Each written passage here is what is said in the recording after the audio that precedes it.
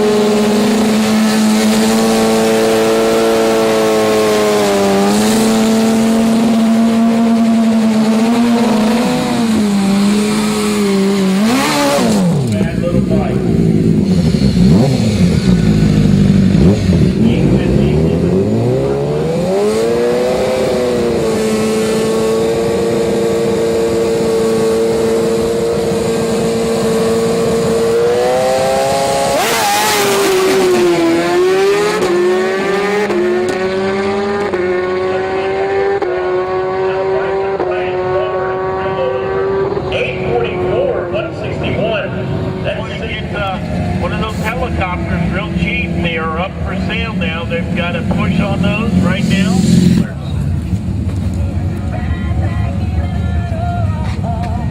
Brock Davidson again, reporting here from the Citrus Nationals. Jeremy, how's it feel to be a prophet? Last time we met, you predicted that the Performance Center BMW S1000RR could go in the 840s. I have in my hand here an amazing time ticket. 844, 161.71 miles per hour. The only change we made to the bike was we strapped the front end down a little bit tighter than we did because you fought a wheelie last time. The weather conditions have improved a little bit more, corrected density altitude of 1,200 feet. So we had a nice mix of better weather conditions, a little bit better chassis, and obviously a great job of riding. What did you think about that pass? Oh, it was perfect. I mean, I shifted dead on that time and tucked, and I mean, it left great. Like, it just hovered the ground. 137.60 foot, 358, 330, a 544, 131.84 miles per hour, and an 8.447, 161.71 miles per hour.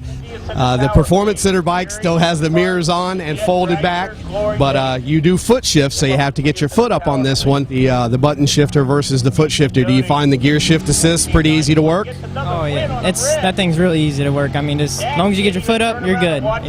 Now, for those of you who may not know, the BMW is available with an optional gear shift assist, which means all you have to do is hold the gas wide open. You don't have to back off on the gas, pull in on the clutch. You just lift up with your foot. When drag racing, you do have to get your foot up there. Great job, Jeremy. Fantastic work on the bike. Jeremy also set records on our stock wheelbase S1000RR and an 8.75, which is absolutely amazing. So 3 records on 3 motorcycles in one weekend. Congratulations, Jeremy. Great work.